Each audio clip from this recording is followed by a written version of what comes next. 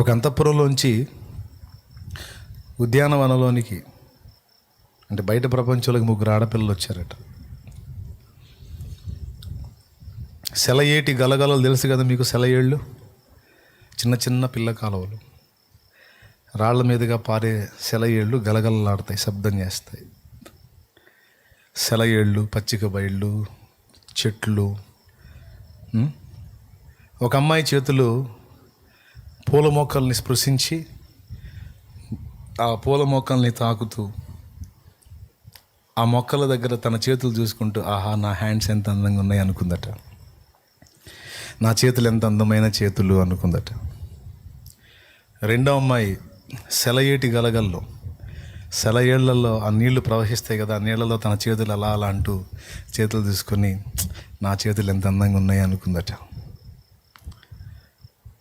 ఇంకొక అమ్మాయి, ఒక అమ్మాయి ఏమో పూలను స్పర్శించి, మరొక అమ్మాయి నీళ్లను స్పర్శించి, మూడో అమ్మాయి అక్కడ ఉన్నటువంటి చెట్లకు కాసిన పండ్లను స్పర్శిస్తూ, ఆ పండ్లను స్పర్శించి తన హ్యాండ్స్ చూసి, ఆహా నా చేతులు ఎంత అందంగా ఉన్నాయి అని వాళ్ళ చేతుల అందాలను గురించి వాళ్ళు మాట్లాడుకుంటున్నారు.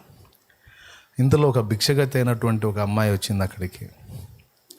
భిక్షం ఎత్తుకునే అమ్మాయి వచ్చి, అమ్మ ధర్మం చేయండి అంది. ఆ అమ్మాయి కురూపిగా ఉంది, వికారంగా ఉంది, దుర్గంధభరితంగా ఉంది, వస్త్రాలు హీనంగా ఉన్నాయి. అమ్మాయి చాలా ఇబ్బందిగా ఉంది.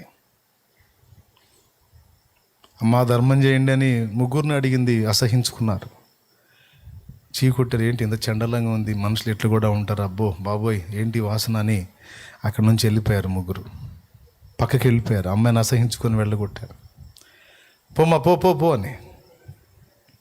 అక్కడి నుంచి అవతలికి వెళ్ళి ఒక చిన్న ఇల్లు ఉంటే ఆ ఇంటి దగ్గరికి వెళ్ళి, అమ్మ ధర్మం చేయంటే ఒక సోదరి వచ్చింది ఆ ఇంట్లో నుంచి, ఒక స్త్రీ వచ్చింది ఆ ఇంట్లో నుంచి, వచ్చి ఆ వ్యక్తి అడిగిన వ్యక్తికి హెల్ప్ చేసింది. అది చేతబట్టి ఆ వ్యక్తి హెల్ప్ చేసినటువంటి వ్యక్తి చేతులను చూసింది ఈ అమ్మాయి. తర్వాత అక్కడి నుంచి వీళ్ళ ఎదుటికి వచ్చింది, ఈ 3 ఎదుటికి వచ్చింది. క్షణంలో వాళ్ళ ఎదుట ఆ అమ్మాయి మారిపోయింది ఒక దేవదూతగా. విషయం ఏంటంటే వచ్చింది ఒక దేవదూత. వీళ్ళు చేతులు చూసుకొని అందాలు మురిసిపోతున్నారు కదా. అప్పుడు చెప్పింది, నా చేతులు నీళ్ళల్లో ఉన్నాయి అందమైనవి, నా చేతులు పళ్ళ మీద ఉన్నాయి అందమైన, నా చేతులు పూల మీద ఉన్నాయి అందమైనవి, మీ చేతులు కదా అందమైన చేతులు ఆ గుడిసెలో ఉన్నాయి అందట. అందమైన చేతులు ఆ గుడిసెలో ఉన్నాయి, ఆ హ్యాండ్స్ దేవునికి ఇష్టమైనవి అన్నట్టు. దీనులకు చేతులు చాపని చేతులు, ఎంత అందమైన చేతులు అయితేనే, ఎంత గోల్డ్ వేసుకున్న చేతులు అయితేనే, గోళ్ళకు రంగు వేసుకున్న చేతులు అయితేనే. స్తోత్రం.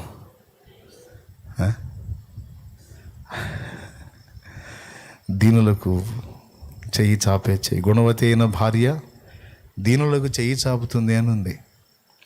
దీనులకు, ఆర్తులకు, ఆపదలో ఉన్న వారికి చేతులు చాపే చేతులకు మించిన అందమైన చేతులు ఎక్కడున్నాయి? ఎక్కడ జరిగింది, ఏ ఊళ్ళో జరిగిందని అడుగుతారేమో. పెద్దలు చెప్పారు, నేను చెప్పా. స్తోత్రం. ఏ ఊళ్ళో జరిగిందంటే ఇప్పుడు నీకు అడ్రస్లు చూపించాలా అయింది. కానీ అందులో పాఠం గుర్తించు. ఏం పాఠం? ప్రేమ నిండినటువంటి చేతులు, ప్రేమ నిండిన నడతలు, ప్రేమ నిండిన హృదయం. అది కావాలి యేసయ్యకి. నీకు వేరే టాలెంట్స్ ఏమీ లేకపోవచ్చు, ఆ ప్రేమ నీ గుండెల్లో ఉంటే అన్ని టాలెంట్స్ వస్తాయి అంతే. ప్రేమే బలవంతం చేసిద్ది, అన్ని తెలుసుకునేటట్టు చేసిద్ది, అన్ని నేర్చుకునేటట్టు చేసిద్ది, అన్నిటినీ సాధించేటట్టు చేస్తుంది. ప్రేమ, క్రీస్తు యేసు యొక్క ప్రేమ మమ్మల్ని బలవంతం చేస్తుంది అంటాడు. ఆ ప్రేమే ఈరోజు మీకు వాక్యం చెప్పడానికి నన్ను తీర్చిదిద్దింది. ఆ ప్రేమే పరిచర్య చేయడానికి నన్ను ప్రోత్సహించింది. ఆ ప్రేమే కనీసం స్త్రీలకు ఉన్న ధైర్యం కూడా నాకు లేదు. మీకు తెలుసా, చర్చిలోకి వెళ్ళి కానుక హుండీ దగ్గర ఆడవాళ్ళు నిలిచి సాక్ష్యం చెప్తుంటే చూసి నిర్ఘాంతపోయాను నేను. ఎంత ధైర్యం, వీళ్ళకి మైకి పట్టుకున్న చేతులు షేకు రావట్లేదు, అమ్మ నా చేతికి ఆ మైకి ఎత్తి కింద పడతాను నేనని. అంత భయం నాకు. ముందు సిగ్గుతో భయం. ఇప్పటికీ మనుషుల ముందు నిజంగా బయట సభల్లోకి వెళ్ళినప్పుడు పెద్దల సభలో ఉంటే దాదాపు దాక్కునే కూర్చుంటాను ఎవరికి కనపడకుండా. సిగ్గు, భయం. కానీ క్రీస్తు ప్రేమ సిగ్గులు భయాలు మొత్తం దొళ్ళగొట్టింది, వెళ్ళగొట్టింది. నేను సిగ్గులు బిడియాలు పడుకుంటూ కూర్చుంటే ఆత్మలు నాశనం అవుతాయి. తెగించాలి, నోరు తెరవాలి. ఆ ప్రేమే దయ్యం పట్టిన వ్యక్తికి ప్రార్థన చేయడానికి నన్ను ప్రోత్సహించింది.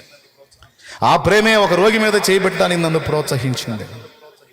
ఆ ప్రేమే మాంత్రిక విద్యల చేత ప్రభావితం చేయబడిన ఒక వ్యక్తి మీద చేతులుంచి ప్రార్థన చేయటానికి నన్ను పురికొల్పింది. ఆ ప్రేమే మంత్రప్రయోగం చేత చావుకు అతి సమీపమైపోయిన ఒక మనుషుడు నా దగ్గరికి పంపించాడు. సేవ ఆరంభంలో, స్టార్టింగ్లో ఆ వ్యక్తికి చేతులుంచి ప్రార్థన చేశాను. నన్ను టెస్ట్ చేశాడు దేవుడు. దేవునికి స్తోత్రం.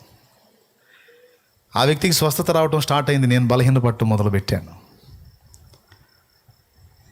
ఆ 5 దినాలు నేను అగ్నిలో కాల్చబడినట్లుగా విపరీతమైన జ్వరపీడితుడినయ్యాను. 5 days దేవుని సన్నిధికి వెళ్ళి మోకాళ్ళుని కనీసం ప్రార్థన చేసే ఓపిక కూడా లేక కన్నీరు గార్చి, ఏంటి ప్రభా, నేను ప్రార్థన చేసిన వ్యక్తి బాగుపడ్డాడు, ఆరోగ్యవంతుడు అవుతున్నాడు, ప్రార్థించిన నేను రోగిగా మారుతున్నాను ప్రభా, ఏంటిది అంటే దేవుడు బయలుపరిచాడు.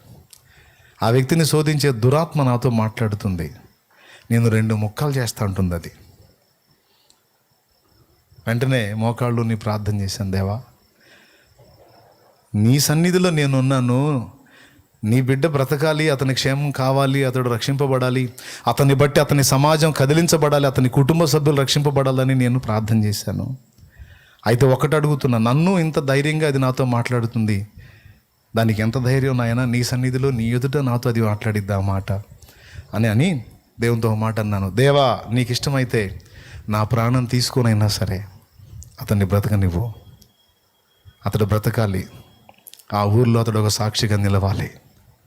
నా ఊపిరిపోయినా పర్వాలేదు, అతన్ని బ్రతికించు అని ప్రార్థన చేస్తే, మీరు నమ్మండి నమ్మకపోండి, నా లైఫ్లో ఫస్ట్ టైం డైరెక్ట్గా లైవ్లో దైవ స్వరం విన్నా. ఆ రోజు దేవుని స్వరము రియల్గా విన్నాను నేను. దేవుని స్వరం